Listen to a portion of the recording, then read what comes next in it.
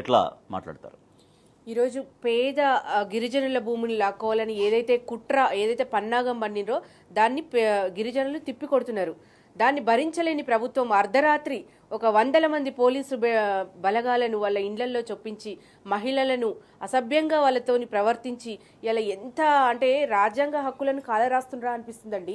ఇంత మహిళలను ఇబ్బంది పెట్టి ఇలా రైతులను ఇబ్బంది పెట్టి ఫార్మాసిటీ పేరుతోని భూములు లాక్కొని మరి రియల్ ఎస్టేట్ వ్యాపారం చేస్తున్నాడా, వాళ్ళ అల్లుడి కోసం చేస్తున్నాడా, వాళ్ళ ఫ్యామిలీ కోసం పనిచేస్తున్నాడా, అసలు ఏమీ అర్థం కావట్లేదు రాష్ట్రంలో. ఇలా వాళ్ళ సొంత ఫ్యామిలీ బాగోగుల కోసమే పనిచేస్తుండు ముఖ్యమంత్రి అనడానికి ఈ ఘటన చాలా అంటే తెలుస్తుంది మనకు.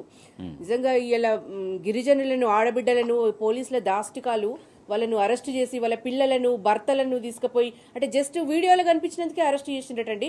ఒక నిండు గర్భిణి మొన్న తెలంగాణ భవన్కి వచ్చి తన బాధ చూస్తుంటే చాలా బాధ వేసింది. అసలు తన భర్త జస్ట్ వీడియోలో కనిపించినందుకే తీసుకుపోయి అరెస్ట్ చేసి జైల్లో పెట్టిండ్రు అని చెప్పి బాధపడుతుంటే అంటే ఎంత మంది నుండి ప్రజలు తిరగబడితే అర్ధరాత్రి ముందే మొత్తం కరెంటు లైట్స్ ఆఫ్ చేశారంట.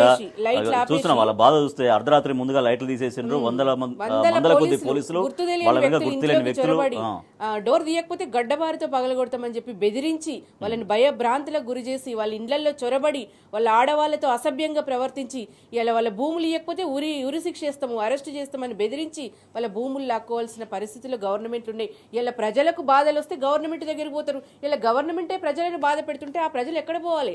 ఇలా ప్రతిపక్షాలు బీఆర్ఎస్ పార్టీ డెఫినెట్ గా వాళ్ళ పక్షాన నిలిచింది. ఇలా వాళ్ళ వాళ్ళ అక్రమ అరెస్టులను ఖండించడము, ఎస్సీ ఎస్టీ కమిషన్ దగ్గరికి పోయి కూడా ఫిర్యాదు చేసినాము. ఇలా గిరిజన సంఘాలు కూడా మాకు మద్దతు ప్రకటించినాయి. ఇలా కేటీఆర్ గారు డెఫినెట్ గా వీళ్ళకు సంఘీభావం తెలియజేసారు. వాళ్ళ దగ్గరికి పోయారు. వాళ్ళు కూడా బీఆర్ఎస్ భవన్కి వచ్చి వాళ్ళ బాధలు చెప్పుకుంటున్నారు. నిజంగా చిమ్మ చీకట్లో ఈ దారుణాలు చూస్తుంటే అసలు వాళ్ళ అంటే ఆడవాళ్ళ బాధలు పాపం ఇంట్లో మగవాళ్ళు లేని టైం చూసి